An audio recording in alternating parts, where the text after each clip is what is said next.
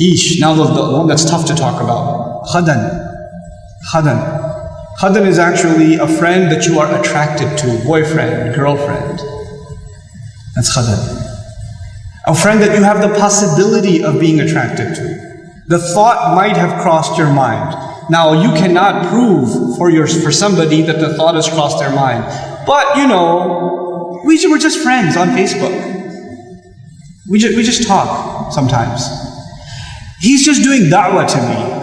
I've heard all of it. I'm from the US. And it's not like it ain't happening here. I'm not blind. Okay? I'm really happy to be in a Muslim country, but I'm not blind. This stuff is going on. And you know what?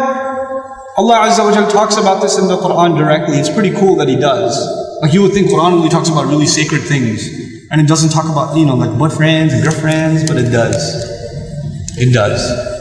When the ayat of marriage come up, Allah Azza wa Jal says, مُحْصَنَاتٍ غَيْرَ مُصَافِحَاتٍ وَلَا مُتَّخِذَاتِ أَخْدَانٍ. That when the women that should be qualified to get married, the kind of women men should try to marry are women that are muhsanat. You're bringing them into the protection of your family. You want to start a family with them. That's the first thing you look for in a girl when you want to get married.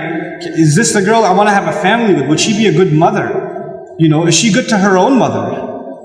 Is she a good child herself? Does she have family qualities herself that she would be a good family? If you are rebelling against your parents and he's rebelling against his parents and you want to get married and all of that, well, you know what? It sounds like an Indian movie for a while, but eventually you know what's going to happen. You are going to have the most miserable life because you don't have the fundamental values of what it means to be in a family. What it means to be in a family. What it means to have loyalty to people that have raised you, that have taken care of you. You have this fluffy, stupid idea of what love means. First of all, stop watching Indian movies, for God's sake. Stop. Please. How many times can you watch people running around a tree? Enough. And it's gotten filthier and filthier and filthier. My God. I went to a restaurant not too long ago with my children in Seattle. Halal restaurant. We looked it up and it was a halal restaurant. So we went. And they're just, halal restaurant, for their entertainment, they got like Bollywood on. I literally had to turn my children around and myself turn around and, because it's so filthy. It's so disgusting. Like, how can that play in your homes? How can you have mothers and daughters and sisters and wives in your homes and have that in your home? That's disgusting. Stop it. It's not acceptable by any stretch of the imagination. You're destroying your families by doing this, What you allow to, these are friends you've made, these digital friends you've made that you're watching all the time. SubhanAllah. The harm they have. So, coming back to akhdan though, what does it mean? وَلَا مُتَّخِذَاتِ أَخْدَانٍ. First of all, look for a wife that is going to start a family with you, that will be in the protection of the fort of your home. And then, غَيْرَ مُصَافِحَاتٍ. That you're not just there to get your lust out of the way. You don't just think she's cute and that's it. I want to marry her, she's so beautiful. I can't stop thinking about her. You don't know how many of those emails I get. Oh my God, I have so much fun reading them too. Brother, there's this sister, I was giving her da'wah, I want to marry her. No, you weren't giving her da'wah to Islam, first of all. That's a different kind of da'wah you were doing, my friend. And let's be real. And then you want to marry her. Have you talked to your parents? No. They would kill me. Have you talked to her parents? No, astaghfirullah. I was like, then go to the store and buy yourself a baby bottle and suck on it. You're a baby, you can't talk to your parents, can't talk to her parents, then you're not a man. When you become a man, call me back. Until then, sit in a corner and cry. Come on. These relationships that you think are so awesome, and you know why and I'll fill you in a little. I'll fill you in, especially the teenagers in the audience, and the young people in the audience who kind of just recently shot an email and somebody emailed them back and a little Facebook thing happened, and a little wink and a little hee there in the playground, even though it's a separate school, but in recess you saw each other like hee and hee. Like a little bit of that happened. Let me just fill you in a little. All of this is a product of low self-esteem. You think you're ugly. So if a guy thinks you're cute, you're like, really? I'm beautiful? You know, you have low self-esteem. You think nobody's going to like you, nobody's going to want to marry you, and all of that stuff. And on the other hand, the guy, like, you know, we don't have good friendships and good relationships, so we're looking for something.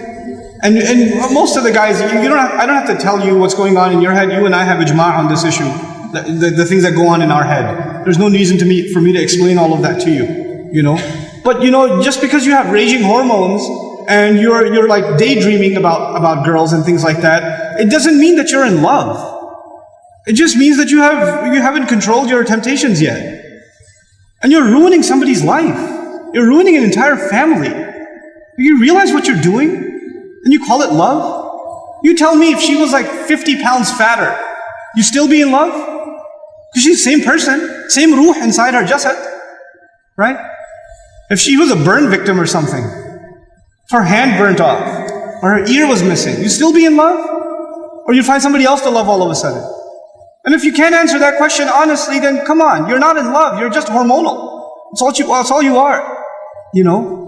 This is what we've done to relationships that are supposed to be beautiful. Marriage is supposed to be a beautiful relationship. It's supposed to be a lifelong relationship. But because you're watching all of these models on TV and stupid, like, you know, women that are just throwing themselves at men and all this stuff, and you've developed this delusional concept of what it means to have love in your life. Delusional concept. Our deen came to free the world from this nonsense. To free it. Because we have a more mature understanding of what it means to have love in your life. You know, to have, I'm not saying you shouldn't marry someone you like, you should. You should be attracted to your future spouse. All of those things are fine. But there's a decency that you have to exhibit before then. You know? And if you're okay with talking to a girl like that, you should be okay with somebody talking to your sister. You're okay with that too? Not if you have any ounce of decency left inside you.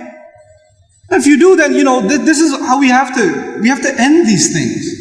And no, if you've been in that kind of relationship, or you're in one of those relationships right now, nobody knows. Only Allah knows and you know. Don't raise your hand, please. Right? But I'm saying, you're like, oh, after today's lecture, I have decided I no longer want to be your friend. You know, don't even write that, because even then you're looking for a response. You're kidding yourself. And then you're checking, did she write back? Yes, we should no longer be friends. And then you'll write back, you're right, we really shouldn't be friends anymore. And then she'll write back, yeah, never again. And then you're still doing it. Just stop, just cut it off. Just cut it off. It's not good for you. And guys, I've done a whole series on shame, so I won't repeat the whole thing because it took hours and hours and hours, but I will tell you this. It's okay to be attracted to a girl. Allah put that in you. You're not evil for finding a girl beautiful. It's not haram for you to feel that way. You have to control it though. You have to control yourself. Our deen teaches us self-control. And if you cannot exhibit self-control in one aspect of your life, you'll lose self-control in other aspects of your life. Same thing for you. Same thing for you. Control yourself. Control your giggle. Control your overly friendly demeanor in certain situations.